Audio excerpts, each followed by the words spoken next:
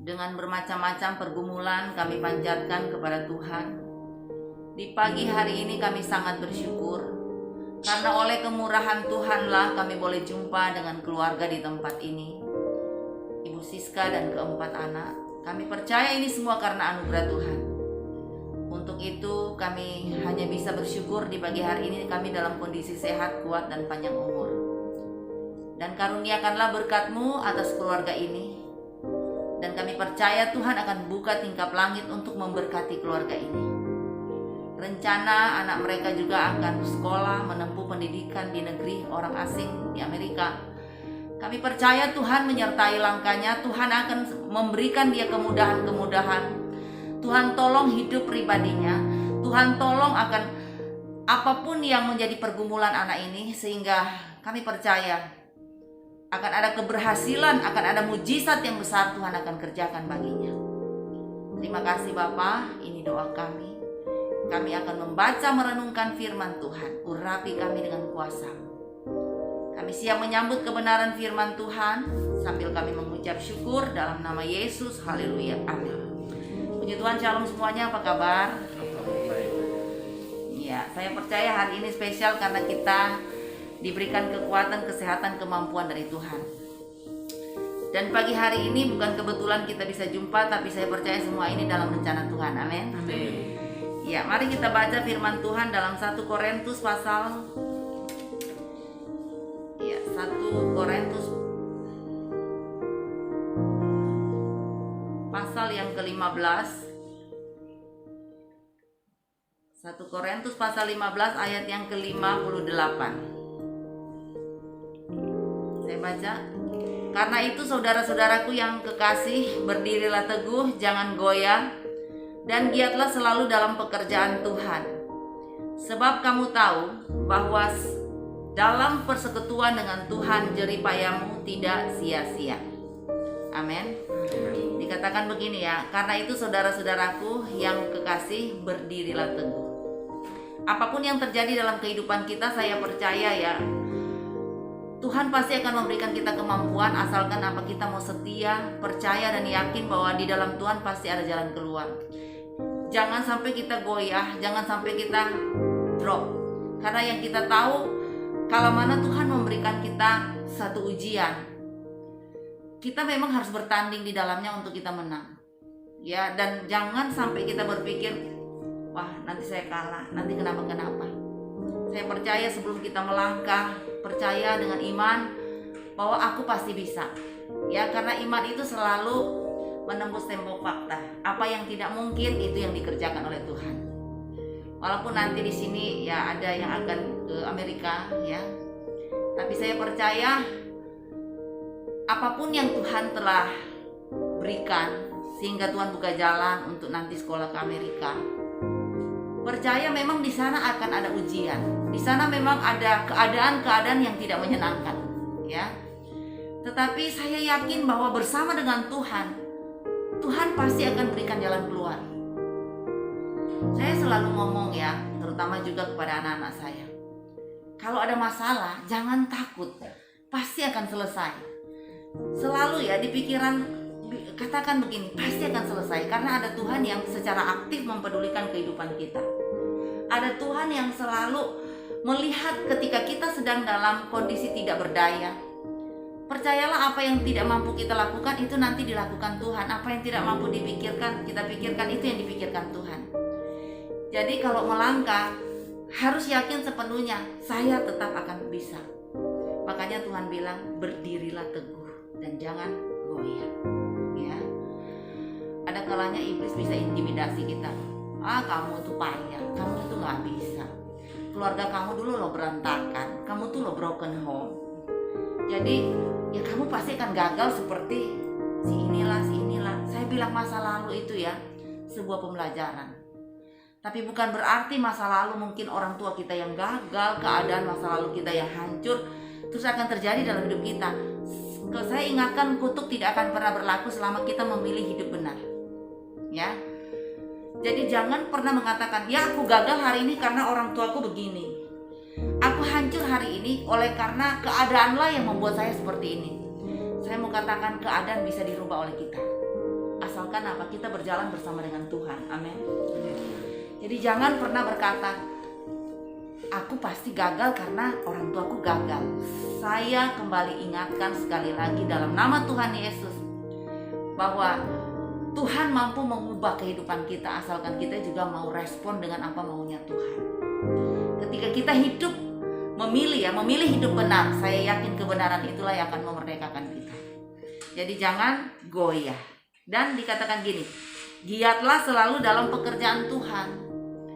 Saya yakin bahwa orang yang selalu giat dalam pekerjaan Tuhan tidak akan pernah ditinggalkan oleh Tuhan. Ya. Pada saat kita bersekutu seperti ini di pagi hari ini, suasana begitu indah bahwa ketika kita mengutamakan Tuhan, apa sih yang tidak bisa dibuat oleh Tuhan? Ketika kita bangun pagi hari, ya kita membuka hati untuk Tuhan. Saya percaya ya, kalau mana kita buka hati untuk Tuhan sambil kita nyanyi mungkin selamat pagi Bapa, selamat pagi Yesus. Saya merasakan satu ketenangan dan itu menjadi kekuatan bagi saya untuk sepanjang hari saya lakukan. Saya yakin percaya bahwa kalau ada Tuhan berarti semua masalah saya akan selesai. Saya selalu deklarasikan, sepanjang hari ini saya bisa makan, sepanjang hari ini saya pasti kuat, sepanjang hari ini saya sehat, saya menang bersama dengan Tuhan. Dan itulah yang membuat saya itu termotivasi, itulah yang membuat saya semangat. Karena apa? Saya menyerahkan hidup saya kepada Sang Pembuat agenda kehidupan.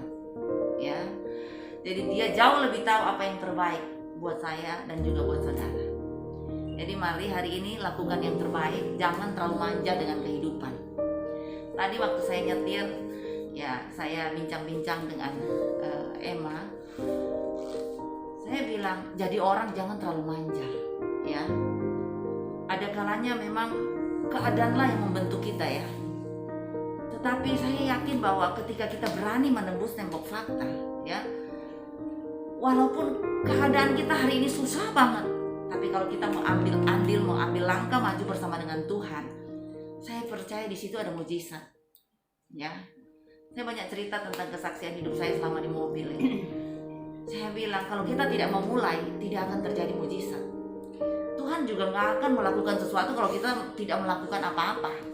Ya, kita harus berani melangkah, kita harus berani berjuang bersama dengan Tuhan karena hidup ini adalah sebuah perjuangan, struggle of life. Jadi ketika kita mau berjuang, kita mau rajin bekerja, di situ ada berkat. Karena Tuhan berkata lewat firman-Nya, tangan orang rajin itu selalu dihargai. Ya, tangan orang rajin itu akan menangkap buruan. Tangan orang rajin itu memegang kuasa. Saya ngomong-ngomong ke sekretaris saya ini, saya bilang, di kehidupan ini ya, jangan pernah Anda tuntut gaji di saya. Tapi lakukan saja segala sesuatu dengan ketulusan hati, ya. Pokoknya setiap Anda melakukan sesuatu, semua untuk Tuhan, semua untuk Tuhan. Jadi yang lebih menggaji kita, yang lebih besar lagi dengan kejutan-kejutan yang besar, bukan saya, tapi Tuhan. Jadi coba kita lihat ya, kalau kita kerja buat Tuhan, apa sih yang tidak bisa dibuat oleh Tuhan? Tahu-tahu dia ini ya nggak pernah naik pesawat, tapi sekali naik pesawat 5 penerbangan yang kami lewati. Ya, dia barusan bepergian sama saya, tapi dia kaget juga, dia bilang baru kali ini saya naik pesawat, tetapi sekali bepergian 5 pesawat yang dinaiki. Ya, ini satu anugerah Tuhan. Ya. Saya bilang kenapa? Ya siapa tabur baik, ya dia akan melihat kejutan-kejutan yang spesial bersama dengan Tuhan. Jadi jangan Anda berpikir, kok aku ya lebih banyak susahnya, kok aku lebih banyak kerja. Saya bilang berhenti membanding-bandingkan diri dengan orang lain, ya. Berhenti untuk mengatakan kenapa aku sepertinya tertekan, kenapa aku dan kenapa aku. Nggak usah bertanya kenapa. Siapa yang banyak menabur, tuayan selalu tersedia. Saya pribadi, saya nggak mau tuntut, oh kenapa ya saya seorang wanita, saya harus kerja keras ya, saya harus menghidupi orang banyak. Nggak peduli, Tuhan nggak peduli ya. Karena apa? Kalau mana engkau mau bekerja keras di bawah matahari, engkau akan mendapatkan kehormatan dari Tuhan. Ya, engkau yang bekerja keras dengan segala ketulusan, pasti engkau akan melihat ada masa depan. Ya, orang tulus kan nggak pernah memperhitungkan jasa loh. Orang tulus nggak akan komplain. Orang tulus tidak pernah membalas kejahatan dengan kejahatan, tapi dia akan terus mengalahkan dengan kebaikan hatinya. Dia tetap berprinsip apapun yang dia lakukan semua untuk Tuhan. Ya. Dan percaya ya, apa yang kita tabur hari ini mungkin kita tidak langsung tuai besok hari. Saya percaya mungkin ini recovery buat kita untuk 30 tahun yang akan datang, 60 tahun yang akan datang, bahwa apa yang Anda tanam hari ini itu menjadi kesenangan bagimu di tahun-tahun berikutnya. Ya. Jadi orang ya, jangan selalu diri kita yang diperhatikan, selalu aku. Mari do the best for God, lakukan yang terbaik buat Tuhan. Ya. Siapa yang melakukan segala pekerjaan dengan segala ketulusan, saya yakin semua kita akan diberkati oleh Tuhan. Yang kepingin diberkati Tuhan coba angkat tangan semua deh. Wah, haleluya. Ya. Ya, saya tahu bahwa kalau mau diberkati oleh Tuhan, siap berjuang. Jangan goyah, giat selalu dalam pekerjaan Tuhan. Ya, serepot-repotnya kita, andalkan Tuhan, utamakan Tuhan. Tuhan tidak pernah tertarik dengan kepintaranmu secara intelektual. Ya. Tapi Tuhan tertarik dengan orang-orang yang hidupnya berkenan kepada Tuhan. Siapa Daud? Kok dia bisa jadi raja? Dia enggak seperti kita sekarang ya, kalau mau calon presiden, waduh, ada kampanye gitu ya. Ada audisi ya. Seperti Indonesia Idol ya, untuk cari satu yang terbaik, waduh. Audisinya, pergumulannya berat. Tapi Daud, waktu dia jadi raja, dia saja nggak di tempat, dia ada di hutan menggembalakan kambing domba. Tapi kenapa dia dipilih oleh Tuhan? Karena hari-harinya itulah yang menentukan bagaimana dia itu ternyata menjadi sorotan Tuhan. Ya. Ada terpikir Daud di hutan akan jadi raja, memimpin orang-orang pintar, memimpin satu bangsa? Enggak mungkin terpikir. Orang tuanya aja enggak terpikir. Ya, orang tuanya pikir oh kakaknya nanti. Karena kakaknya tinggi besar ya, jago, mungkin berperang dan sebagainya. Mungkin dia. Tapi apa yang dipikiran orang tuanya ternyata enggak terjadi. Yang dipilih siapa? Si Daud. Kemerah-merahan, elok parasnya. Waduh, enggak terpikir kan? Makanya cara Tuhan mengangkat kita selalu dengan kejutan-kejutan yang luar biasa. Ya, kalau mau diangkat Tuhan, mari juga buat sesuatu yang membuat Tuhan terkesima dengan apa yang kau lakukan. Betul? Mari Anda rela bayar harga. Karena Anda yang selalu rela bayar harga, Tuhan mampu bayarkan apa yang Anda berikan. Tuhan mampu bayar lebih, ya, karena Tuhan yang mempunyai segala-galanya. Makanya hari ini saudara, sekali lagi saya garis bawahi, jangan suka banding-bandingkan dirimu dengan orang lain. Ya, mengucap syukur dengan apa yang Tuhan berikan. Di sini banyak pelajar-pelajar ya, mahasiswa. Ya. Mari hari ini tanamkan ya kesetiaan, ketaatan, ketekunan, dan selalu giat dalam pekerjaan Tuhan. Sehingga Anda diberikan kepintaran, tetapi Anda juga diberikan keberhasilan. Dan keberhasilan ini semuanya untuk kemuliaan bagi nama Tuhan, bukan untuk kesombongan.